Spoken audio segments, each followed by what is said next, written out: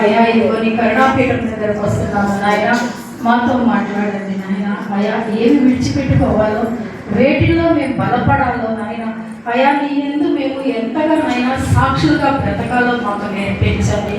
సమస్త ఘనత మహిమ ప్రభావాలు మీరే పొందుకోమని యేసయ్య పరిశుద్ధ నామంలో అడిగి వేడుకొంచున్నాం తండ్రి. ముందుగా అవకాశం ఇచ్చినటువంటి సంఘ కాపరి గారికి, ఆంజనేయ తండ్రి గారికి ప్రత్యేక వందనాలు. మరి సంఘం కూడా కాపరి గారు చెప్పినటువంటి విషయాన్ని ఆమోదించి మాకు అవకాశం ఇచ్చినందుకు సంఘస్థులందరికీ, పెద్దలకి కూడా ప్రత్యేకమైన వందనాలు తెలియజేసుకుంటున్నారండి. చాలా గంభీరమైనటువంటి మాటలే మనం విన్నామని అనుకున్నాం కదా. అందరూ బాగా చాలా ఇదిగా ఇంతలాగా ఉన్నారా అన్నటువంటి ముఖాలతో ఉన్నారు. మనం కష్టంలో ఉన్నప్పుడు మనల్ని ఆయన ఎట్టి రీతిలోనూ విడిచిపెట్టనని మంచి మంచి వాక్యాలు రాసి పెట్టుకున్నారు. ఆ వాక్యాలని నిజం అని చెప్పేటటువంటి సాక్ష్యాన్ని మనం నిజమే. కష్టములో నష్టములో నా తోడు ఉన్నావు, వేదనలో ఆ వేదనలో నా చెంత ఉన్నావు, కష్టములో నష్టములో నా తోడు ఉన్నావు, వేదనలో ఆ వేదనలో నా చెంత ఉన్నావు, అడిగిన వారికి ఇచ్చేవాడవు, వెతికిన వారికి దొరికేవాడవు, అడిగిన వారికి ఇచ్చేవాడవు, వెతికిన వారికి దొరికేవాడవు, తట్టిన వారికి తలుపులు తెరిచే దేవుడవు, తట్టిన వారికి తలుపులు తెరిచే దేవుడవు.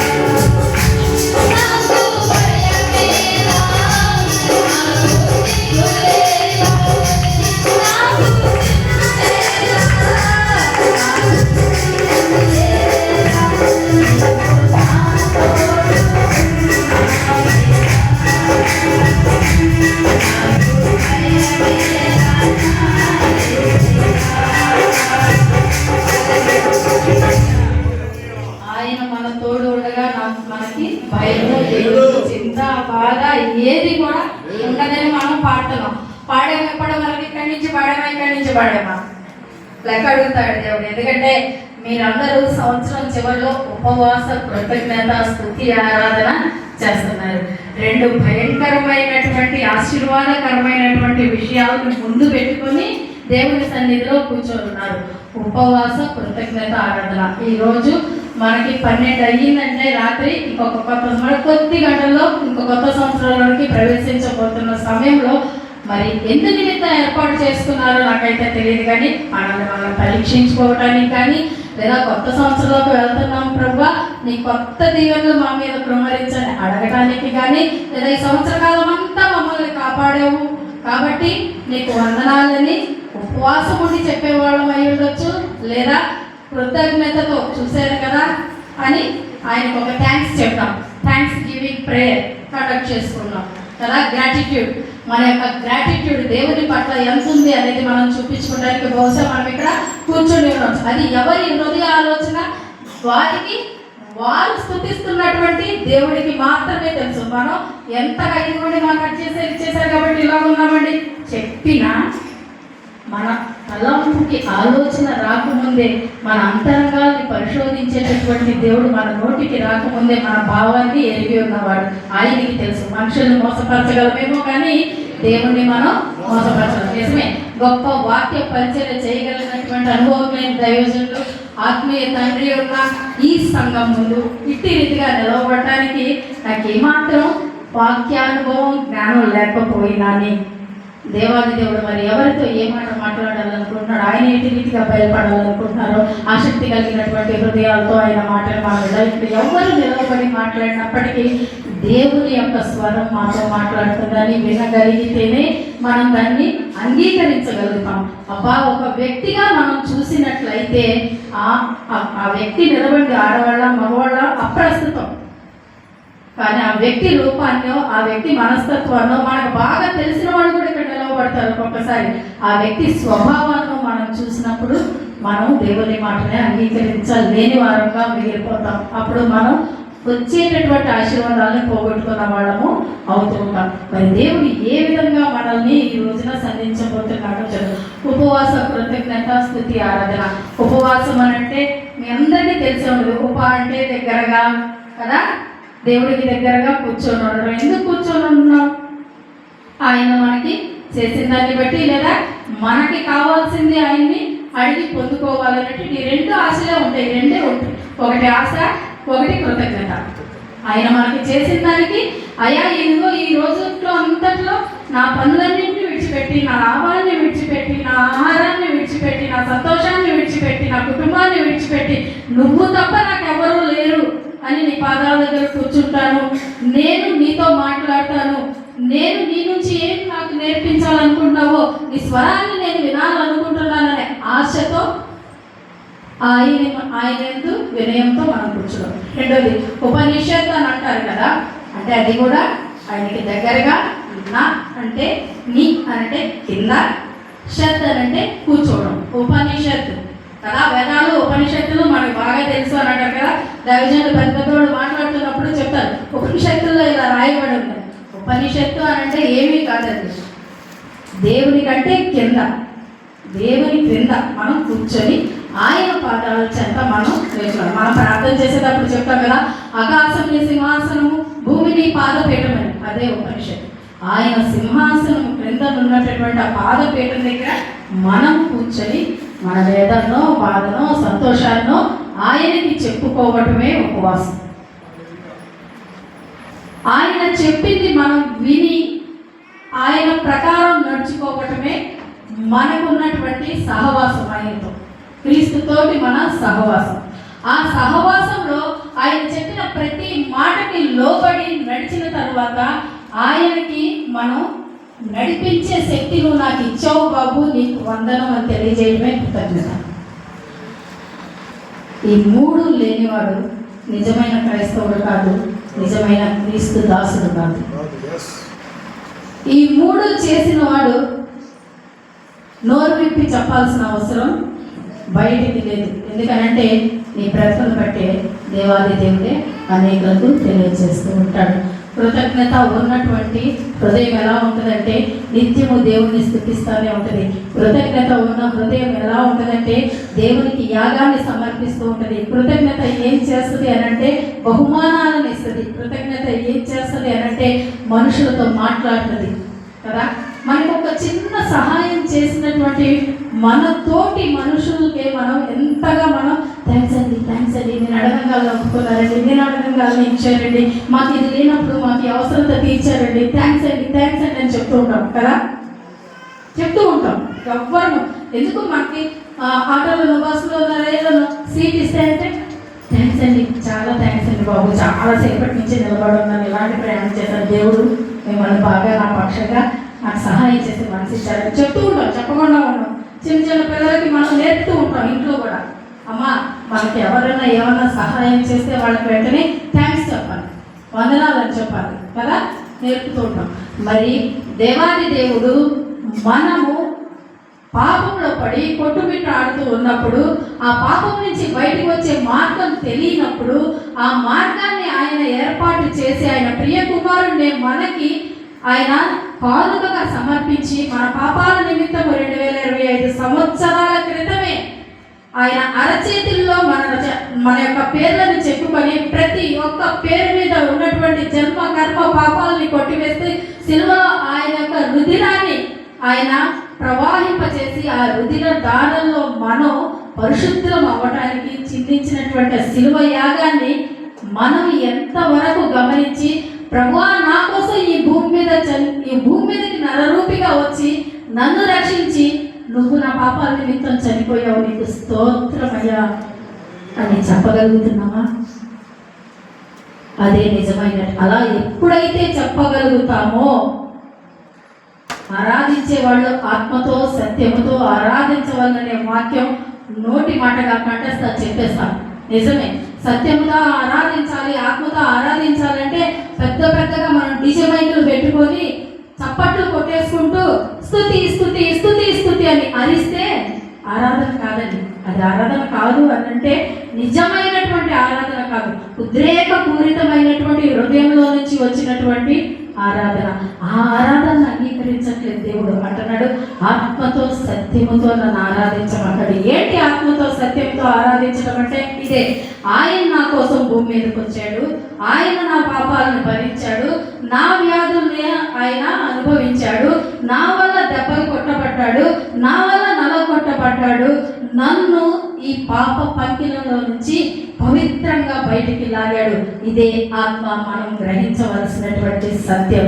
ఆ సత్యాన్ని ఏ రోజైతే మన నోటితో ఒప్పుకొని అనేకుల ముందు ఇదిగో నా దేవుడు యేసుక్రీస్తే, ఈయన తప్ప వేరొక దేవుడు లేడు అని బాప్తిస్మం ద్వారా రక్షింపబడ్డాము అని ప్రకటిస్తామో, ఆ తర్వాత నుంచి విడిచిపెట్టిన దాని దగ్గరికి వెళ్లకుండా ఆయన ఏందే నిక్కచ్చిగా నిలవబడతామో అదే సత్యంతో ఆరాధించడం.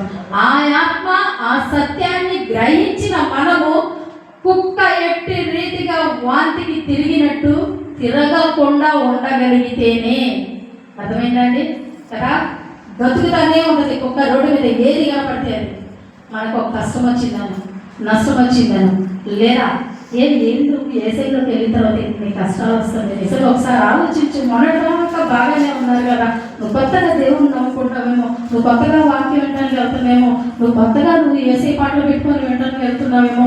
ఒకసారి ఆలోచించు. ఆయనకి ఎప్పుడు కష్టాలే, ఆయనకి ఎప్పుడు సిలువే, ఆయన ఎప్పుడు దీనంగా చూస్తూ ఉంటాడు. ఆయనే ఏం చేసుకోలేకపోతే ఈ రోజుల్లో వినబడుతున్నటువంటి మాటలేదు. ఆయనే ఏం చేసుకోలేకపోతే నీకేం చేస్తాడంటే, పిచ్చిదానా నాకు చేశాడు, నా యొక్క కళ్ళు తెరిపించాడు. ఈ లోక సంబంధమైన దేవత ఆ సత్యాన్ని గ్రహించకుండా మీ అందరికీ గుడ్డితనం కలుగజేసిందని నా దేవుని వాక్యం నాకు సెలవిచ్చింది. ఆ సత్యం గ్రహించగలిగేటటువంటి శక్తిని, బలాన్ని, ఆలోచనని నా దేవుడు నాకు కలిగించాడు. అందును బట్టి నేను ఆయన్ని వెంబడిస్తున్నానని ధైర్యంగా మనం చెప్పలేదు. హల్లెలూయా. అలా చెప్పగలిగినప్పుడే దేవుణ్ణి మనం సత్యంతో ఆరాధించిన వాళ్ళం అవుతాం. అలా ఆరాధించినటువంటి హృదయాలు, అయ్యా ఈ క్షణం వరకు మమ్మల్ని నువ్వు కంటికి రెప్పలా కాచావు నాన్న, నీకు స్తోత్రమని చిన్న స్తుతి చేసిన ఆ కృతజ్ఞతని దేవుడు అంగీకరిస్తాడంటే, అట్లాంటి కృతజ్ఞత ఎప్పుడైతే దేవుని చిత్తానుసారంగా మనం చేసామో ఆ ప్రతిఫలాన్ని మన కుటుంబాల మీద కుమ్మరిస్తాడు దేవుడు. అంతేగాని మన దైనందిన జీవితాల్లో మనం చేసుకుంటున్నటువంటి మన వ్యాపారాల్లో, మన పనుల్లో, మన యొక్క బిజీ షెడ్యూల్స్లో 6 నుంచి 7 వరకు సీరియల్ చూస్తూ, 7 నుంచి 8 వరకు ఇంకో ఛానల్లో చూస్తూ, 8 నుంచి 9కి అందరూ వచ్చిన తర్వాత ఏదో అలసిపోయి అటు ఇటు తిరిగేసి వచ్చి స్నానాలు చేసి ఆ అన్నం తినే ముందు కూర్చొని, అయ్యా ఈరోజు పొద్దున్న లేచిన దగ్గర నుంచి నన్ను కాపాడే వందనాలు, ఇదిగో మంచం మీదకి వెళ్ళిపోతున్నాం, పడుకుంటున్నాము, మళ్ళీ వందనాలు, పొద్దున్నే మళ్ళీ మాకు ఊపిరి మాకు ఇచ్చేయి అని ప్రార్థన చేసి ఇప్పుడు వచ్చి ఉపవాసం ఉండి ఇప్పుడు అయ్యా స్తోత్రం అనంటే అది అంగీకరించినట్టు దేవుడు కదా. మీరెవరో నాకు తెలియదు అని అంటాడు. అట్లాంటి కృతజ్ఞత మనకు ఉండకూడదండి. అక్కడే దొరికిపోయాడు హేబేలు అక్కడే దొరికిపోయాడు. ఆయన ఇచ్చిందే ఈ భూమి, సృష్టి సర్వస్వము ఆయన కలుగచేసిందే, ఈ భూమి పట్ల ఆయన కలుగచేసిందే. తల్లి తండ్రులు ఏదైతే చేస్తారో దాన్ని చూసే పిల్లలు నేర్చుకుంటూ ఉంటారు అనేటటువంటి ఒక సత్యం ఉంది. తల్లి తండ్రి దేవుని గురించి మాట్లాడుకుంటూ దేవునికి అర్పణ చెల్లించాలి అనేటటువంటి విషయాన్ని తల్లిదండ్రుల ద్వారా విన్నటువంటి హేబేలు దేవునికి శ్రేష్టమైన దాన్ని చెల్లించాలి అనేదాన్ని గ్రహించాడు. చెల్లించాలి అంతవరకే కదా అన్న దగ్గర ఆగిపోయాడు కయ్యను. ఏం చేశాడు? ఏదో ఒకటి అని చెప్పేసి చేతికి అందిన దాన్ని సమర్పించాడు కయ్యను. కానీ శ్రేష్టమైనటువంటి గొర్రె పిల్లను తీసుకొచ్చి హేబేలు సమర్పించాడు. ఏది అంగీకరించాడు? దేవుడు నీ హృదయం యొక్క స్థితిని చూస్తాడు. నీ హృదయంలో దేవుని పక్షంగా ఇచ్చినటువంటి ప్రత్యేకింపబడిన ఆలోచనని చూస్తాడు. ఆయన్ని ఎంతగా నువ్వు ప్రేమిస్తున్నావో చూస్తాడు. అడుగుతాడు కదా చంపేసిన తర్వాత, కయ్యను ఏం చేసావు నువ్వు? నీ తమ్ముడి రక్తం భూమి మీద నుంచి నాకు మొరపెట్టలేదు కదా. ఎప్పుడైతే అటువంటి మొరని దేవుడు నిజాయితీగా ఆలోచించాడో భయంకరమైనటువంటి శిక్షను మనం అనుభవించవలసిన వాడు అవుతాం. కాబట్టి దేవునికి సమర్పించవలసినటువంటి స్తుతి యాగంలో మనం ఏ రీతిగా కూడా వెనకడుగు వేయకూడదండి. దైవజనుడు ఇంత ప్రయాస కోర్చి 2 దినాలు 3 దినాలు ఉపవాస దినాలు ప్రకటించి దేవుని సన్నిధిలో మనం ఆరాధిద్దాం రండి అని పిలుపునిస్తే ఆయనకి లేవో పనులు. ఈరోజు ఇక్కడ మానుకొని ఎవరైనా మెసేజ్కి పిలిస్తే మరి ఆయనకి లేదా అండి పని? దేవుడు ఆయనకి పని ఇవ్వలేదా? మనకొక్కడికే ఇచ్చారా పని? మనకే ఉన్నాయా కుటుంబాలు?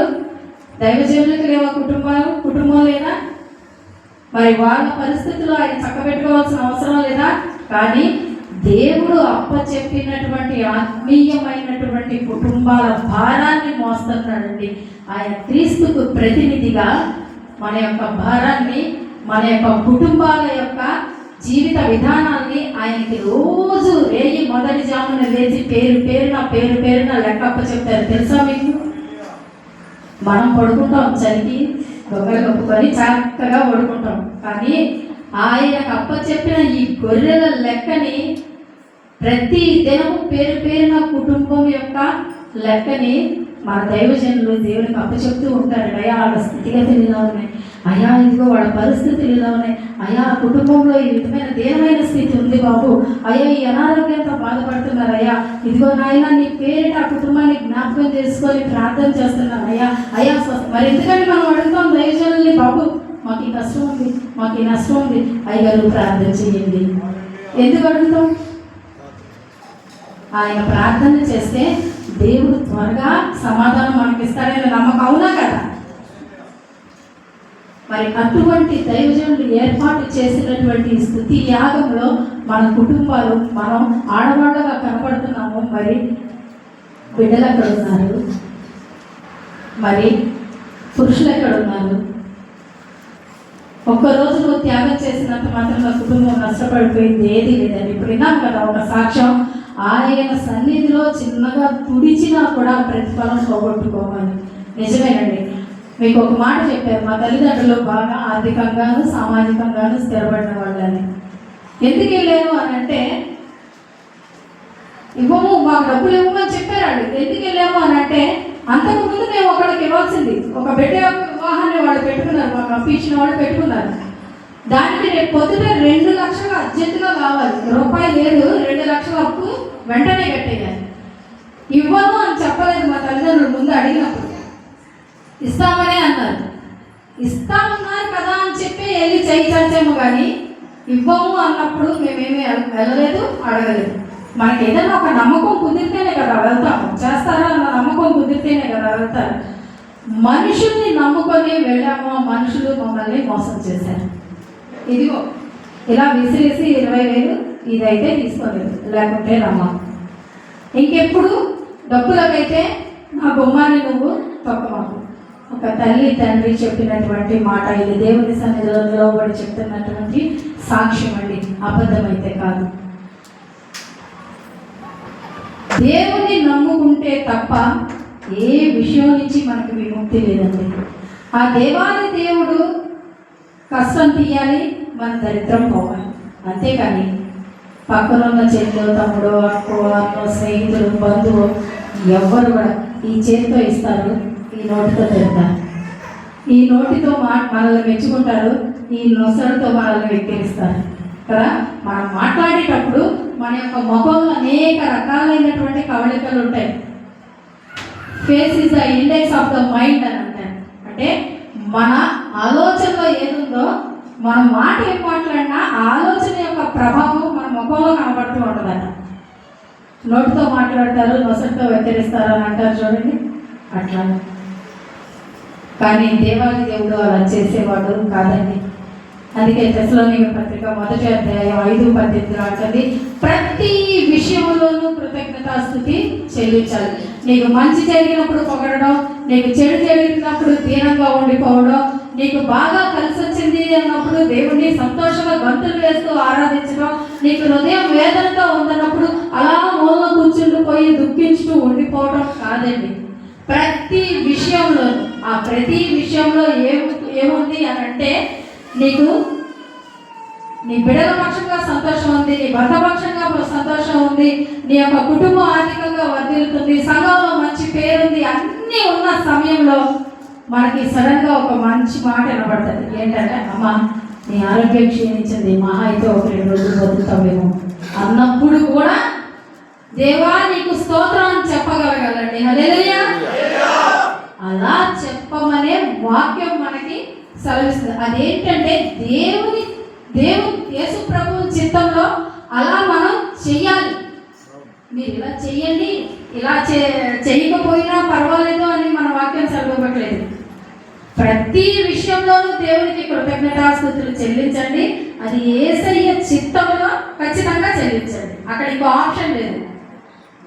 నీ కుటుంబంలో వేదనున్నా, నీ కుటుంబంలో రోదనున్నా, నీ కుటుంబంలో అత్యధికమైన ఆనందం ఉన్నా, నీ కుటుంబంలో వికృతమైన సంతోషం ఉన్నా, నీ కుటుంబంలో క్షామం ఉన్నా క్షేమం ఉన్నా, 2 వేరండి.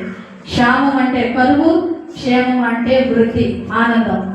ఏది ఉన్నా ఆ పరిస్థితిని బట్టి మనం దేవాది దేవునికి కృతజ్ఞతాస్తుతి చెల్లించాలి అని వాక్యం సెలవిస్తుందండి.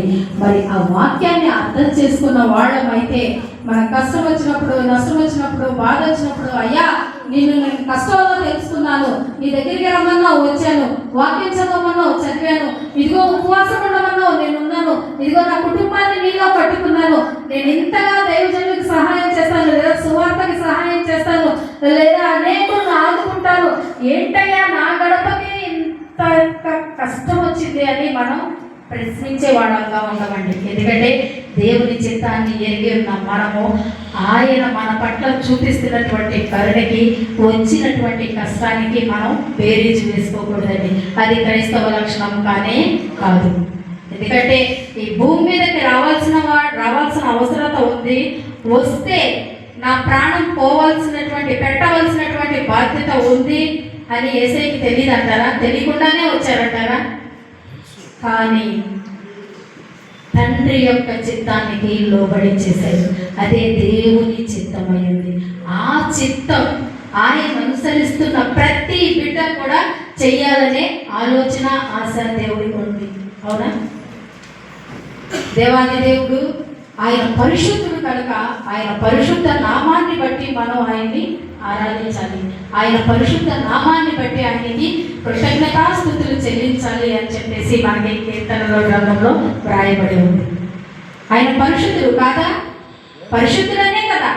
ఒక్కసారి ఆయన పరిశుద్ధుడు కాదా అంటే అవును అని ఈ ప్రాంతం అంతా దద్దరిల్లేలా సమాధానం చెప్పాలి. ఎందుకనంటే మొన్ననే కదా పరిశుద్ధుడు పరిశుద్ధుడు పరిశుద్ధుడు అని చెప్పేసి మనం పాటలు పాడుతూ పరిశుద్ధుడైన మా దేవుడి భూమి మీద పుట్టాడు అని చెప్పి క్యారల్స్ చేస్తూ తిరిగాం. అవునా? మనమే అంత అనుమానంగా చూస్తే మరి అవతల ఎంతగా మన మీద దాడి చేయడానికి సిద్ధపడుతున్న వారికి ఒక్కొక్కడుగా దొరికినప్పుడు ఏం సమాధానం చెప్తాం? ఏం సాక్ష్యం చెప్తాం? మనం చెప్పే సాక్ష్యము ఎందుకు అని అంటే, ఇప్పుడు సాక్ష్యం చెప్పారు, ఎందుకు సాక్ష్యం చెప్పాలి, ఎందుకు సాక్ష్యం సంపాదించుకోవాలి, ఎందుకు సాక్ష్యం అంత ప్రభావం అయ్యింది అని అంటే, సాక్ష్యం వల్ల దేవుడు మహిమపరచాడు. మొదటిగా సాక్ష్యం వల్ల సాతాను చితగొట్టబడతాడు. ఆ సాక్ష్యం వల్ల సంఘం బలపడుతుంది. ఒక వ్యక్తి సాక్షిగా నిలవబడితే 3 కార్యాలు జరుగుతాయండి. అందులో మహామహిమోన్నతమైనది దేవుడు మహిమపరచబడ్డాం. హల్లెలూయా. అట్లాంటిది మనం ఈ రోజున పరిశుద్ధులు కదా అంటే అలా చూస్తూ ఉంటే అవతలకి కూడా వస్తుంది. కానీ ఆడకే క్లారిటీ లేదు. మనకేం చెప్తే ఇప్పుడనే కదా జరుగుతున్నదాడి. వాళ్ళకే క్లారిటీ లేదు, మనకేం చెప్తారు? మనమే అవకాశం ఇచ్చిన వాళ్ళం అవుతాం. అందుకే మన వల్లనే ఆయన నామం అన్యజనుల మధ్య దూషించదు. మనకు బాగా నోటికి వచ్చేసిన వాక్యాలే మళ్ళీ మనల్ని అక్కడ దోషులుగా నిలబడతాయి. ఆ పరిస్థితి రాకుండా ఉండగలిగే జ్ఞానం మాకు దయచేయి బాబు అని ఈ ఉపవాస ప్రార్థనలో ఆయన పాదాల చెంత జ్ఞానానికి ఆధారభూతుడైన దేవుడిని నేనని వాగ్దానం చేసావు కదా నాన్న, ఇదిగో నాకు ఇటువంటి సమాధానం చెప్పగలిగేటటువంటి జ్ఞానాన్ని దయచేయని మనం ప్రార్థన చేసుకోవాలి. అంతేగాని అయ్యా నా బిడ్డకి మంచి మార్కులు దయచేయి, అయ్యా నా బిడ్డ క్లాసులో ఫస్ట్ వచ్చేటట్టు చేయి, అయ్యా ఈ ప్రాంతమంతలో నా కుటుంబం ఆర్థికంగా ఉన్నతంగా ఉండాలని చేయడం, ఇవన్నీ మనకి ఏది కావాలో ఆయనకి తెలుసని చెప్తున్నాడు కదా. అందుకే ఆయన నా నీతిని నా రాజ్యాన్ని మీరు పొందగలగండి. ఆయన నీతి ఆయన రాజ్యం ఏంటి అంటే ఆయన్ని ముందుగా నోటితో ఒప్పుకోవాలి. ఆ రాజ్యానికి మేము వారసులమయ్యా అని అనేకులకి మనం ప్రకటించగలగాలి. అవి రెండు మనం చేస్తే మనకి కొదువు ఉండదు, అవి రెండు మనం చేస్తే మనకి లోటు ఉండదు, అవి రెండు మనం చేస్తే మనం ఎవరి దగ్గర చేయించాల్సిన పరిస్థితి అది ఎవరి దేవుడు మనకి కల్పించడు. ఆయన చెప్తున్నాడు, సింహం పిల్లలైనా లేమి కలవే ఆకలి కొని సంచరిస్తే కానీ నన్ను ఆశ్రయించిన వారికి ఏ మేలును కూడా తెలుసుకున్న మనము మన కుటుంబాన్ని మరి ఆయన సన్నిధిలో ఎక్కడ నిలవబెడుతున్నాం? స్త్రీలంగా మన పాత్ర ఏంటి? నీ భక్తిని బట్టి, దేవుని పట్ల నీకున్న ప్రేమను బట్టి, దేవుని పట్ల నీకున్న భయాన్ని బట్టి, ఆయన నన్ను చూస్తున్నాడా అనే జ్ఞానాన్ని తెలుసుకున్నటువంటి ప్రతి తల్లిగా, ఎందుకంటున్నానంటే స్త్రీలు ఎక్కువ మంది ఉన్నారు కాబట్టి ప్రతి తల్లిగా మనం ప్రార్థన చేస్తున్నాం, మన కుటుంబాల గురించి ప్రార్థన చేస్తున్నాం. కానీ నీ పిల్ల తరాలకి వాక్యం ఏం చెప్తుందో నేర్పించమని ద్వితీయోపదేశ కాండంలో దేవుడు మనకు ఆజ్ఞించాడా? నీ చేతులకి దాన్ని కట్టుకోమని చెప్పాడా? బాసిక నుదిటికి బాసికంగా కట్టుకోమని చెప్పారు కదా. నువ్వు ఎక్కడికి వెళ్తే అక్కడ దేవుని గురించి మాట్లాడమని చెప్పారు కదా, నేర్పించమని చెప్పారు కదా. మన బిడ్డలకి ఒరే టీచర్ ఏం చెప్పింది అది ఖచ్చితంగా శ్రద్ధగా అయింది, సాయంత్రం ఇంటికి వచ్చాక మళ్ళీ ట్యూషన్కి వెళ్ళిపోయి మరి పరీక్షలు బాగా రాసేయాలి మనం నేర్పిస్తాం.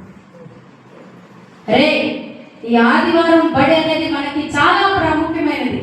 మన కొరకు దేవుడు ప్రాణం పెట్టిన ఆయన గురించి మనం నేర్చుకుంటున్నాం. మనకి ఇది బయట ఎక్కడో దొరకదు నాన్న. ఎల్లు ఆదివారం బడి 8కి పెట్టారా, పరిగెట్టించి పంపించాను. ఆ రోజు కొట్టు నీ బిడ్డ నిద్రలో ఇవ్వట్లేదని. ఆదివారం బడి అంటే సండే స్కూల్. శ్రీ చైతన్యాలు నారాయణలో జాయిన్ చేసి పొద్దున్న అమ్మ ఒంటిపొట్టు బడి పెట్టను 6:30 కల్లా పిల్లలు స్కూల్లో ఉండాలంటే అయిపోయి ₹1,00,000 ఫీజు కట్టేసాం, లేవాలి 6 ఏళ్ళ 4 ఏళ్ళ లేదా 10 ఏళ్ళ కుర్రోడా అదేమి చూడం, ఎంత దూరమైనా పంపిస్తాం. ఈ లోకంలో కళ్ళు తెరిచి ఉన్నంత కాలం మన కడుపు నింపడానికి కావలసినటువంటి చదువు కోసం ప్రతి తల్లి తండ్రి అంతగా ప్రయాస పడుతున్నారే. ఈ లోకంలో కళ్ళు మూసిన తర్వాత మనం కన్ను తెరిచేది దేవాది దేవుని ముందు. అక్కడ నిత్యము ఆయన్ని స్తుతిస్తూ ఆరాధిస్తూ ఉండవలసినటువంటి బాధ్యత మనకుంది. మరి ఆయన దగ్గరికి చేరాలి అన్నప్పుడు ఆయన చూపించిన మార్గం మనం మన బిడ్డలకి నేర్పించకపోతే మరి వాళ్ళని మనం ఎక్కడ చూస్తాం? నర్మంలో చూడటం ఇష్టం కదా. అలాగే ఉంది ఈరోజు పరిస్థితి. ఖచ్చితంగా ప్రతి తల్లి తమకిచ్చినటువంటి బహుమానాన్ని దేవుని సన్నిధిలో అంతే పరిశుద్ధంగా అంతే జ్ఞానయుక్తంగా తిరిగి లెక్క అప్పచెప్పవలసినటువంటి బాధ్యత ఉంది. వాళ్ళని ప్రోత్సహించి వాళ్ళని అనుసరించి నడుచుకోండి అని బిడ్డలకి నేర్పించవలసినటువంటి ప్రతి తండ్రికి బాధ్యత ఉంది. నాడు స్కూల్కి వెళ్ళాడు కదా, రేపు వెళ్తాడే, నీకేం తెలుసు, నీకు చదువురాదు ఎవరాదు ముద్ద అని భర్త భార్యని పిల్లల ముందు కించపరచకూడదు. దాని విలువ ఎప్పుడు తెలుస్తుంది తెలుసా? వాళ్ళు ఈ లోకంలో బాగా చదివేసుకొని ఫారిన్ పారిపోతారు కదా, ఇక్కడ అప్పుడు అడుగు తింటా ఉంటాం మనం. ఖచ్చితంగా ఇదే జరిగేది. అలా ఎలా చెప్తున్నావు అమ్మా అని అంటే ఎన్ని వృద్ధాశ్రమాలు పెడుతుంటే ఎన్ని ఆశ్రమాలు ఖాళీగా ఉంటున్నాయి, నిండుతున్నాయి అని అడగట్లా. అది ఎట్లాగో నిండుతాయి. ఎందుకు నిండుతాయి అని అంటే దేవుని భయంతో పెరగని పిల్లలు దేశం మీద ఆశతో లోకం విడిచి లోకానికి పారిపోతున్నారు కాబట్టి. ఆ రోజున మనం ఇక్కడ మన పరిస్థితి చాలా దారుణం. చెట్టుకొకళ్ళు పుట్టకొకళ్ళే అనాథలుగా మిగిలే రోజు కదా. అదే ఉగ్రత రోజు అంటే దేవుడు వచ్చినప్పుడే ఇవన్నీ జరుగుతాయి అని కాదు, మనము నడిపిస్తున్నటువంటి తీరు తెన్నుల్ని బట్టి మనము వేసుకుంటున్నటువంటి బాట అది మన భవిష్యత్తులకి, మన బిడ్డల భవిష్యత్తులకి మనమే మన చేతులతో వేస్తున్నటువంటి బాట. అంతేగాని ఈ వాక్యంలో దేవుడు రాకడొచ్చినప్పుడు ఎంత పట్టామో, ఇదిగో అప్పుడు ఇలాగ 7 ఏళ్ల శ్రమకాలం ఉంటుంది, ఇట్లా జరుగుతుంది అంటే అది ఎప్పుడు వచ్చింది, మేము ఎప్పుడు చూసాము, ఈలోపు వెళ్ళిపోతాము అనుకుంటున్నారేమో. అది కాదు, అది ఇక్కడ అనుభవించిన తర్వాతే అక్కడికి చేరుకుంటాం.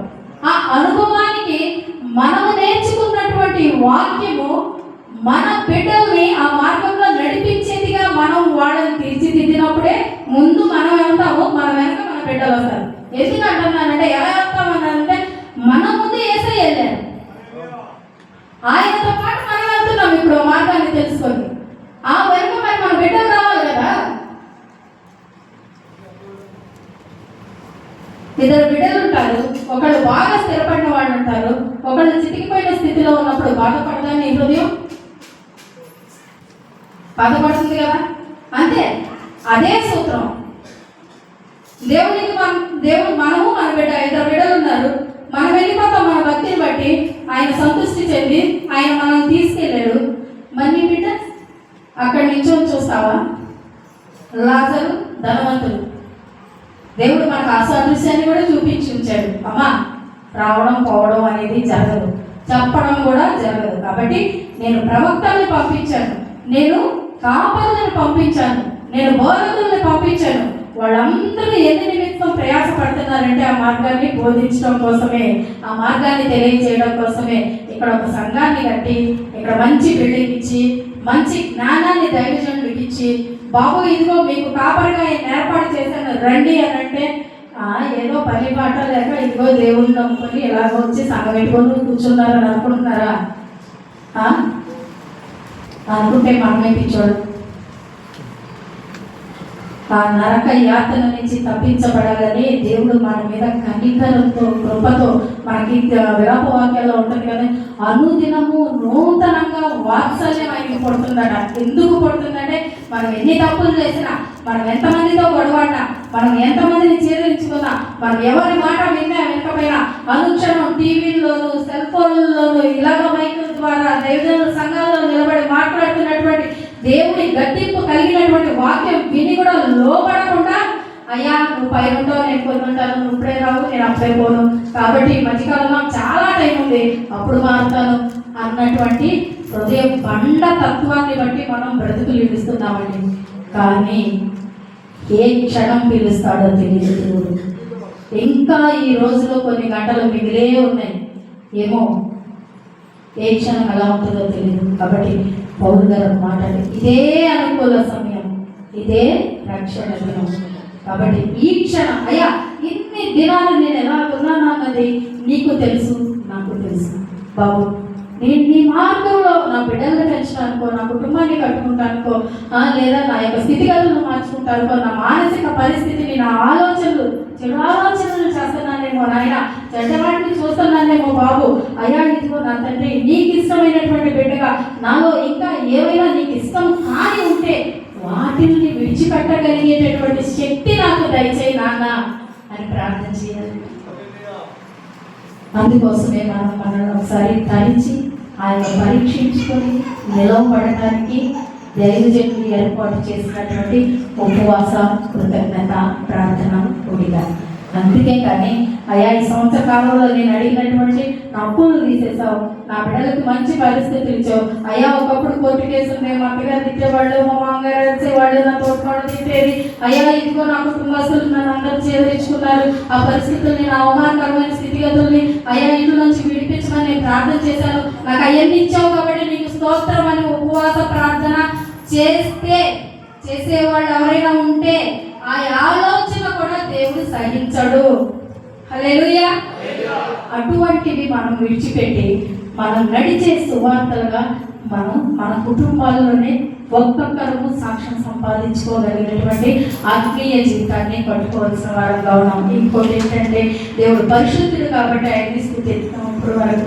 మరి ఆయనకి అర్పణలు చెల్లిస్తూ ఆయన యొక్క సన్నిధిలోనికి మనం రావాలి. తెలుసు కదా అది కూడా మనకి. అన్యుల్ని చూసారా? వాళ్ళు ఎందుకు అన్యులు అయ్యారు? దేవుడు తెలియదు కాబట్టి అంతే. మనం ఎందుకు ధన్యులం అయ్యాము? తెలుసు కాబట్టి. దేవుడి దగ్గరికి వెళ్ళేటప్పుడు ఎలా వెళ్ళాలి? మనం పెళ్లికి వెళ్తే ఎలా వెళ్తాము? సిద్ధపాటు అంటే మనం ఓ బిడ్డ బర్త్డే కానీ, బారసాలు కానీ, లేకపోతే ఫంక్షన్ కానీ, ఎవరింటికైనా చూడడానికి వెళ్తానికి కానీ వెళ్తే ఎలా వెళ్తాము? అమ్మా కానుకలు తీసుకొని వెళ్తాం. మరి ఎంతమంది ఈరోజు ఉపవాసం ఉన్నారు? మీ భాగాన్ని మందిరంలోకి తీసుకొచ్చారు. మరి మీరు తినరుగా ఈరోజు. మరి అది మీది కాదుగా, ఎవరిది? మరి ఇచ్చేయాలిగా. ఏది ఇచ్చేయాలిగా. ప్రతి దాంట్లో కూడా మనం దశమ భాగం ఇవ్వాలంటే డబ్బులు తీసుకురండి అని చెప్తున్నారని కాదు. ఒక్కసారి మలాకీ గ్రంథం చదివి చూడండి. ప్రతి దాటిలో కూడా దశమ భాగం దేవునిదే. ఆయన మందిర నిధులలోనికి తీసుకొచ్చిన వాళ్ళకు మాత్రమే ఆకాశ వాకిళ్ళు ఇప్పుతానన్నాడు. కానీ ఆయన మందిరంలోకి వచ్చిన ప్రతి ఒక్కడికి ఇప్పుతానని చెప్పలేదండి దేవుడు. వాక్యం చదివేటప్పుడు చాలా జాగ్రత్తగా చదివి అర్థం చేసుకోవాలి. ఆ మందిర ధన నిధుల్లో నింపబడిన వాటిని బట్టే నీ యాజకుడు పోషింపబడాలి. అంటే యాజకుడిని పోషించవలసిన బాధ్యత సంఘానిదే. ఎందుకంటే లేవి గోత్రానికి దేవుడు ఆయన ఆస్తిని పంచలేదండి, ఇవ్వలేదు. కేవలం మీరు నా మందిరంలో నాకు ధూపం వేస్తూ ఉండండి, నేనే మిమ్మల్ని పోషిస్తానన్నాడు. ఎలా పోషిస్తాడు? ఆయన దిగొచ్చి రోజు ఇదిగో ఏరియాకి ఇచ్చినాడు అప్ప రొట్టె ఇస్తారనుకుంటున్నారా? ఆయనకు అప్ప చెప్పబడినటువంటి గొర్రెలే ఆయన మేపవలసినటువంటి బాధ్యత ఉంది. ఎప్పుడైతే గొర్రెల విశ్వాసంలో నింపబడి ఆయన ఒక వాక్యానికి విధేయత చూపిస్తారో అప్పుడు ఆ కుటుంబాలు వర్ధిల్లుతాయి. ఒకళ్ళకి లింకేనండి ఇది. ఎవరిని విడిచిపెట్టలేదు దేవుడు. అన్యులను చూశారా ఒకసారి? వాళ్ళు మందిరానికి వెళ్ళేటప్పుడు ఎలా వెళ్తారు? సజ్జ పట్టుకొని వెళ్తారు కదా. పళ్ళు ఉంటాయి, పువ్వులు ఉంటాయి, కొబ్బరికాయ ఉంటుంది. ఎందుకన్నా పూజలు ఏమో తక్కువ, లేకపోతే ఆయన ఏమో తింటాడా? ఆ రాయి మీదే కొడతారు మళ్ళీ ఆ కొబ్బరికాయ. అవునా? అక్కడ పూజలు అందుకొని నారికేళ కదమ సమర్పై అని చదువుతాడు కదా. నారికేళ కొబ్బరికాయ ఉందంట, పళ్ళు ఉన్నాయంట, కదంబ ఫలాలు ఉన్నాయంట, పుష్పం ఉందంట, అంటే పువ్వులు ఉన్నాయంట. నోరుండి చూడ, కళ్ళుండి మాట్లాడలేవు, ఏమీ చేయలేరు. అట్లనే వాళ్ళు అన్ని చేస్తుంటే నీకోసం నేను ప్రాణం పెట్టాను, నీకు జీవాన్ని ఇస్తాను, జీవాధిపతి నేను అన్న ఆయన దగ్గరికి కనీసం వాక్యం కూడా పట్టుకొని రానటువంటి వ్యక్తులు ఉన్నారండి. బైబిల్ పట్టుకొని రావడానికి మన ఎవరి బిడ్డలకు ఎంత నమ్మశికరా? లాస్ట్ షర్ట్ తీసేసి ఈ షర్ట్ లోపల దోపుకోవడం కదా. ఇక్కడ వచ్చాక బయటికి తీస్తాడు. ఆ బయట ఇట్లా ఇట్లా ఇట్లా కదా, కాబట్టి ఇలా ఎగరేసుకొని వస్తారు. ఎక్కడికి వెళ్తున్నారు? పెళ్ళికి వెళ్తున్నారా? ఫంక్షన్కి వెళ్తున్నారా? నీ ఫ్రెండ్స్తో కాలేజీ క్యాన్వాసింగ్కి వెళ్తున్నారా? జీవాధిపతి అయిన దేవుని మందిరంలో కాలు మోపాలంటున్నప్పుడు ఆ జీవాన్ని ఇచ్చేటటువంటి వాక్యాన్ని పట్టుకొని, వాక్యం అనే ఖడ్గాన్ని చేతిలో ధరించుకొని మందిరంలో అడుగు పెట్టాలండి. ఇది మనం నేర్పించాలి తల్లిదండ్రులంగా బిడ్డలకి. అది లేకుండా ఆయన మందిరంలో పుట్టి చేతులతో కాళ్ళు చేతులు ఊపుకొని రాకూడదండి. వాళ్ళు పొద్దున్నే ఎలా వస్తారు తెలుసా? మనకంటే గీతలు ఉండాలి, వేడి నీళ్ళు ఉండాలి. చలికాలం అమ్మో పొద్దున్నే పట్టకంటే పాస్టర్ గారు 8 నిద్ర తగలేము, 11 గంటలు పెట్టుకుందామండి చర్చి అని అడుగుతాం. వాళ్ళు ఈ రోజుల్లో ఎలా వెళ్తారు తెలుసా? తెలుసు, చన్నీళ్ళ స్నానం. రొప్ప చేసేసింది మొన్నంతా పండగల్లోని క్యారల్స్కి తిరిగేసింది, మంచు పడిపోయి గొంతు రావట్లేదు, పిల్లలకు బాగా ఇదైపోయిందంట. మరి పొద్దున్నే నల్ల బట్టలు వేసుకొని, మాకు నల్లగా అంటే చదువుతున్నాను కదా, మరి ఆ నల్ల బట్టలు వేసుకొని అదే చెరువులో మునుగుతారు, వెళ్ళి అదే చెరువులో మునుగుతారు. మనకు వేడి తాగినా కూడా రూపాయలు తక్కువ. మన విశ్వాసం అవగించంత ఉంటే నువ్వు ఏది అవ్వమంటే అది అవుతుందని దేవుడు మనకి హక్కు ఇచ్చాడండి. ఎక్కడ వాడుకుంటున్నాం? మనకి అనుమానంతో కూడినటువంటి వాగ్దానాన్ని మనం స్వతంత్రించుకున్నాం. దేవుడు ఇవ్వలేదు. ఎప్పుడో చెప్పాడు, అవుతుందా లేదా, అందరూ ఏమనుకుంటారు, మళ్ళీ అవ్వకపోతే కానీ. మీరు మాట నమ్ముతారా? కడుపులో ఉన్నప్పుడు ఎక్కడికి వెళ్ళరు కదా, షేవింగ్ చేయించుకోరు మగవాళ్ళు కదా, ఎవరన్నా చచ్చిపోయారంటే రారు, ఆ భోజనాలు తినరు కదా, ఎక్కడికి వెళ్ళవు. మన ఇంట్లో పక్కింట్లో వాళ్ళకైతే దడి కూడా కట్టేసుకుంటాం. ఆ రోజు మన ఇంట్లో నీకు పెట్టాం అంటే వంట చేసుకో. నేను నా 2 బిడ్డలని నేను కన్సీవ్ అయ్యి గర్భంతో మోస్తున్నప్పుడు ప్రతి సమాధికి దిగేదాన్ని. ఎవరు చనిపోయినా కూడా మా సంఘంలో ప్రతి చోటకి వెళ్ళేవాళ్ళు. నా బిడ్డలు 2 ఇప్పుడు ఒకడు BSc కంప్యూటర్స్ 5 ఇయర్ చేస్తున్నారు. ఏ లోపం, ఏ బాధ, ఏ బెక్క, ఏ కొద్వ, ఏ శరీరావయవ లోపం కూడా లేదు. ఇంకొక మా పెద్దమ్మాయి ఇక్కడే అదాని కంపెనీ ఉంది కదండి, ఆయిల్ కంపెనీ, దాంట్లో డిస్పెన్సరీలో మందులు ఇస్తుంది, చేస్తుంది, నర్సుగా చేస్తుంది. మరి అయ్యే నిజమైతే ఆ లోక సంబంధమైన ఆచారాలు పాటించడం వల్ల అంత శుభమే జరుగుతుంది అని అనుకుంటే మరి నాకొకరుగా మీకొకరుగా జరగకూడదు కదా. దేవుడు ఒక్కడే, ఆయన అందరి మీద ఒకే రకంగా ఆయన యొక్క ప్రభావాన్ని చూపిస్తున్నవాడు. మరి నాకొకరుగా మీకొకరుగా అవ్వకూడదు కదా. మనుషుల మాటల వల్ల, మనుషుల ఆలోచనల వల్ల మన విశ్వాసం దేవుళ్ళో దెబ్బతినకూడదండి. హల్లెలూయా. ఆ ప్రభావం మన మీద ఉండదు. మన మీద దేవాది దేవుని యొక్క వాక్య ప్రభావం తప్ప అన్యమైనదేది పని చేయకూడదు కాక ఆమేన్ అన్న ప్రతి ఒక్కళ్ళు ఫలితాన్ని పొందుకుంటారండి. కాబట్టి దేవుని సన్నిధికి వెళ్ళేటప్పుడు అది సమయమా అసమయమా కాదు. దైవజనులు ఒక సమయాన్ని నిర్ణయించారు అని అంటే దేవుడు ఈ సమయానికి మనల్ని కూడుకోమంటున్నాడు. లోబడడం తప్ప ఎదురు చెప్పడం అనేది మనకి ఉండకూడదండి.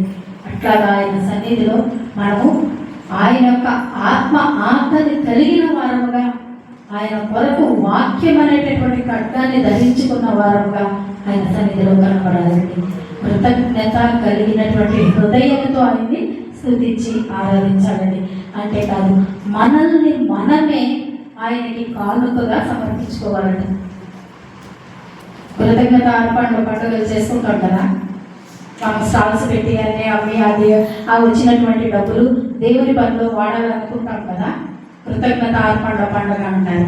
ఆ కృతజ్ఞత అర్పణ కానుకలు ఏమవ్వాలి అంటే ప్రతి విశ్వాసి తనకు తానుగా కృతజ్ఞతార్పణగా దేవునికి అర్పించుకోవాలట. వాక్యం ఇస్తున్నటువంటి అర్థం ఇది. ఎలా అర్పించుకుంటామండి అంటే మమ్మల్ని అందరినీ చచ్చిపోమంటారా? ఇసాకుని ఆ నాన్నగారు తీసుకొని కొండ మీద చంపేయడానికి చూసారు, అట్లాగా మేము కూడా అలా అయిపోవాలంటారా అంటారా? కాదు. మనకు ఉన్నటువంటి పరిస్థితుల్లో, మనకు అందుబాటులో ఉన్నటువంటి శోధనల్లో మనం చేతులు ఉంచకుండా ఉంటే, దాన్ని తప్పించుకొని విదిలించుకొని విడిచిపెట్టగలిగినటువంటి నిశ్చలమైనటువంటి మనసు మనకి ఉండాలి.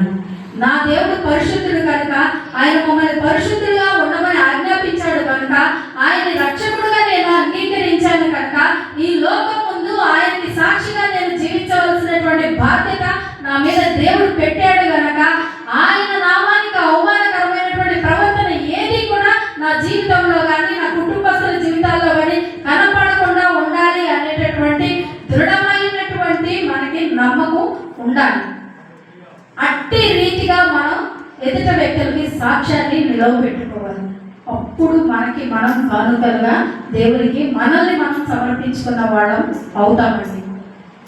ఎలా అంటే డిఎల్ మూడీ అనేటటువంటి భక్తులందరికీ తెలుసు కదా. డిఎల్ మూడీ గారు చాలా గొప్ప దైవజనులు, చదువుకుంది 5వ తరగతి మాత్రమే, కానీ ఆయన బాప్తిజాలు ఇచ్చింది ఎంతమందికో తెలుసా? 1 కోటి మందికి. ఎలా వచ్చారండి అంతమంది?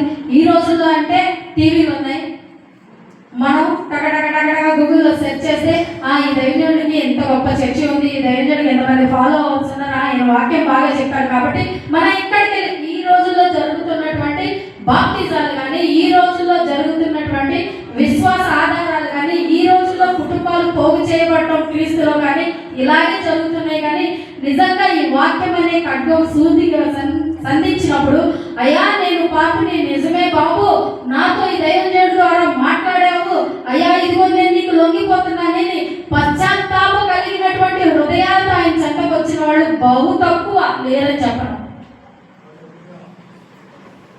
ఆ రోజుల్లో ఒక 40-50 సంవత్సరాలు వెనక్కి వెళ్తే ఇంతగా మనకి వాక్య ప్రచారం లేదు, ఇంతగా మనకి గ్యాడ్జెట్స్ లేవు, ఇంతగా మనకి విరివిగా వాక్యం అందించబడినటువంటి పరిస్థితులు లేవు. అప్పుడే ఆయన 1,000,000 మందిని దేవుళ్ళలోకి నడిపించారంటండి. మరి మనం ఎంతమంది దేవుళ్ళలోకి నడిపిస్తున్నాం? నిజంగా రక్షణ పొందుకున్న ప్రతి ఒక్కళ్ళము ఒక్కొక్కళ్ళని తీసుకొస్తే దైవజనులు ఇంకో ఫ్లోర్ అయ్యారు. అవునా కదా? కృతజ్ఞత అర్పడం వల్ల ఎంత ఆశీర్వాదం ఉందంటే, అయ్యా యేసయ్య చేశాడంటే చేశాడా లేదా కృతజ్ఞతాస్తుతి అర్పణ దేవుడు? ఎక్కడ పాస్టర్ చెప్పేశారు, 5,000 మందికి ఆహారం ఇచ్చినప్పుడు 5 రొట్టెలు 2 చిన్న చేపలే ఉన్నాయి వాళ్ళ దగ్గర. 5 రొట్టెల 2 చేపల్ని దేవుడు తన హస్తాల్లోనికి తీసుకొని పైకి చూసి కృతజ్ఞత స్తుతి అర్పణ చెల్లించి అట్లా ముక్కలు చేస్తే ఎంతమందికి ఆహారం వచ్చిందండి? దీని ద్వారా ఏమర్థమవుతుంది? ఇంకొక దగ్గర 7 రొట్టెలు కొన్ని చిన్న చేపలు అన్నారు. 7 రొట్టెలు కొన్ని చిన్న చేపలు కూడా ఆయన మన చేతుల్లోకి తీసుకొని మళ్ళీ కృతజ్ఞతాస్తుతి అర్పణ చేస్తే అక్కడ 4,000 మంది, అక్కడ లెక్క ఖచ్చితంగా రాయబడి ఉంటుందండి. రెండిటి విషయాల్లో కూడా ఒక దగ్గర 5,000 మంది పురుషులు తిన్నారన్నారు. పురుషులు అంటే పురుషులు ఒక్కడే ఉన్నారు అక్కడ, వాళ్ళ వెనక వాళ్ళ భార్యలు ఉన్నారు. కనీసం 5,000 మందిలో 3,000 మంది పెళ్లిళ్ళైనా 3,000 మంది భార్యలు ఉన్నారు కదా అక్కడ. ఆ 3,000 మందిలో మిగిలిన వాళ్ళకి పిల్లలు లేకుండా ఉంటారా? ఒకళ్ళో ఇద్దరు ఉంటారు కదా, ఉంటారా? పురుషాధిక్య సమాజం కాబట్టి పురుషుల లెక్క మాత్రమే అక్కడ ప్రాధాన్యంగా చూపించబడింది. ఆ పురుషుల వెనక ఉన్న స్త్రీలు, వారి కుటుంబాలు కూడా ఉన్నాయి. వాళ్ళందరూ తినగా ఇంకా ఎన్ని గంపలకు ఎత్తారు? 12 గంపలకు ఎత్తారు. అంటే కేవలం 5 రొట్టెలు 2 చిన్న చేపలు వీళ్ళందరూ తినగా, 1,000 మంది తినగా మళ్ళీ 12 గంపల ఆహారం మిగిలింది అని అంటే దేని వల్ల జరిగింది? కృతజ్ఞత చెల్లించడం ద్వారానే జరిగింది. అంత గొప్ప ఆయుధాన్ని ఈరోజు మీరు చేత పట్టుకొని దేవుని మందిరంలో కూర్చున్నారండి కృతజ్ఞత చెల్లించడానికి. మరి ఏ విషయంలో మీరు ఆలోచించి దేవునికి కృతజ్ఞత చెల్లిస్తున్నారో సరిగ్గా ఆలోచించి చెల్లించండి. ఖచ్చితంగా మీ దీవెనలు రెట్టింపు చేయబడతాయి. అలా చేసి బైబిల్ గ్రంథంలో మనకి ఎవరన్నా ఉన్నారా సాక్ష్యంగా అంటే యోబు గారు లేరా కదా? ఏ పరిస్థితుల్లో అంతమంది బిడ్డలు చనిపోయినా కూడా ఆయన ఒక్క మాట మాట్లాడలేదు. భార్య తిట్టినా ఆయన ఒక మాట మాట్లాడలేదు. భార్య ఈసరించుకున్న ఆవిడ్ని కూడా ఒక మాట లేదు, కేవలం ఒక మాట మూర్ఖురాలుగా మాట్లాడదు.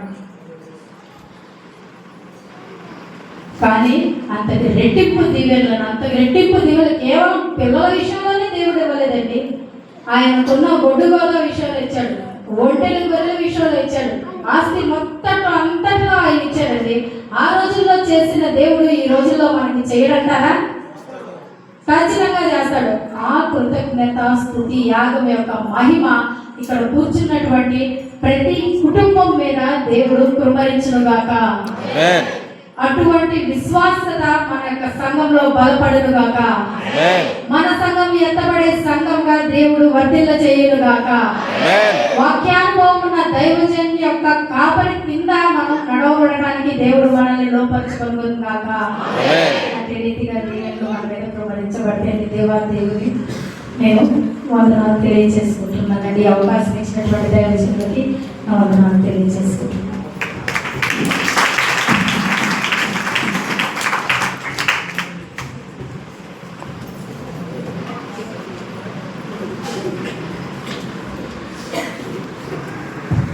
చక్కని వాక్య సందేశాన్ని అందించారు. మన శాపంలో చెప్పాలంటే సందోరుస, నల సందోరుస, తెల్ల సందోరుస అంటే 2 కూడా చాలా టేస్ట్గా ఉంటాయి కదా. అలాగే బ్రదర్ గారు కూడా చాలా చక్కగా వారి సాక్ష్యాన్ని వారి పూర్తిగా పంచుకోవడం జరిగింది. చాలా అద్భుతంగా దేవుడు నిజంగా ఇంత భయంకరమైన పరిస్థితుల్లో కూడా ప్రభు వారు రక్షించడం అనేది అది మామూలు విషయం కాదు. కనుక వారు ఇంకా వారి బిడ్డలతో దేవుడికి అనేకమైన ప్రాంతాలకు వెళ్ళి దేవుడి సువార్త ప్రకటించాలని మన అనుదిన ప్రార్థనలు జ్ఞాపకం చేసుకోవాలి. అలాగే సిస్టర్ గారు కూడా నేను అనుకున్నాను చాలా అంటే సిస్టర్ వాక్యం ఇవ్వలేదు నేను బ్రదర్ గారు ఆలకించాను ఆ రోజు. అంటే ఆ రోజు సమయం లేక పాస్టర్స్ మీటింగ్లో నిజంగా చాలా చక్కని అద్భుతమైన దైవ సందేశాన్ని కూడా సిస్టర్ గారు కూడా అందించారు. వారికి కూడా ప్రత్యేకమైన వందనాలు. అలాగే వారితో వచ్చిన సిస్టర్ గారు సుధారాణి గారు వారిని కూడా ప్రత్యేకంగా వందనాలు తెలియజేస్తున్నాను. ఎందుకంటే వాళ్ళందరూ కూడా రైల్వే డిపార్ట్మెంట్ అనమాట. అంటే మనకి మీకు అర్థం అవ్వాలంటే చాలా మంది లేదు, ట్రైన్స్ ఉంటాయి కదా, రైలు బండ్లు ఉంటాయి కదా, దానికి సంబంధించిన ఎంప్లాయీస్ వారు, దానికి సంబంధించిన వాళ్ళు. అయితే వారు ఎక్కడ ఉంటారో కూడా నాకు తెలియదు ఇప్పుడు వరకు, వారు ఏ ఊరు కూడా నాకు తెలియదు. కాబట్టి దేవుడే ఏదైనా ఏర్పరుస్తారు, ఆయనే ఏర్పరుస్తారు. ఆయన ఇంకొక ఈ మధ్యన ఒక పాట అందరికీ తెలుసు, ఏమైనా చేయగలడు, కథ మొత్తం కూడా మార్చగలడు. కనుక ప్రత్యేకంగా శిష్యులకు ఒక మాట చెప్పారు, మన అదానీ కంపెనీలోనే చాలా మంది మీరు అందరూ చేస్తారు. కనుక వాళ్ళ అమ్మాయి గారు డాక్టర్ గారు మెడిసిన్ సంబంధించిన వారుగా ఉన్నారని చెప్తున్నారు. ఎప్పుడైనా మీరు కలిసినప్పుడు మన బిడ్డ కనుక ఏదైనా మనోళ్ళు కనుక ఏదైనా సహాయం ఏదైనా కావాల్సినప్పుడు మన బిడ్డగా మీరు అందరూ కూడా అనుకోవాలి. ఆమె చెప్పండి. ఎందుకంటే అదాని అంటే ఇందులో ఉన్న వాళ్ళు అదాని కంపెనీలో ఉన్నవాడు అనమాట. కాబట్టి ఆ సిస్టర్ గారు పెట్టేటప్పుడు మన బిడ్డే, ఏదైనా మన బిడ్డ మన సొంతం అనుకునేటప్పటికి అది వేరే ఉంటుంది. కనుక మీరందరూ గమనించండి, చాలా మంచిది. ప్రత్యేకంగా వారికి ప్రత్యేకమైన వందనాలు తెలియజేస్తున్నాం. అలాగే దేవుని సిద్ధమైతే మళ్ళా వారు మన దగ్గరకు వస్తారు. చాలా సమయం అవుతుంది, రాత్రి కూడా ప్రార్థన ఉంటుంది. 7 గంటలు ప్రారంభం అవుతుంది. 7 గంటల నుండి రాత్రి తెల్లవారుజామున 1 గంటల వరకు. 1 గంట కూడా దాటవచ్చు. చాలా కార్యక్రమాలు ఉన్నాయి. మనకి ప్రభు గారు ఉంటుంది, నూతన సంవత్సరం ఇవన్నీ కూడా ఉంటాయి. కనుక రాత్రికి కూడా మన గ్రామ పంచాయతీ వినండి, మన గ్రామ పంచాయతీ పరిధిలో ప్రస్తుతానికి ఇప్పుడు చేస్తున్న బిఆర్ఓ గారు వారు కూడా రాత్రికి వస్తారని వారికి ఫోన్ చేశారు. చాలా మంచిది. కనుక మీరందరూ వచ్చిన ఆయన 9 గంటలకు వస్తారు, 10 గంటలకు వెళ్ళిపోతారు. మీరు ఎంత తొందరగా వచ్చి దేవుని వాక్యం వినడానికి మీరందరూ కూడా సిద్ధపరచబడాలని నేను మనం చేస్తున్నాను. ఆఖరిగా ఆశీర్వాద ప్రార్థనతో ఆరాధన పోయించుకున్నాం. అందరూ కూడా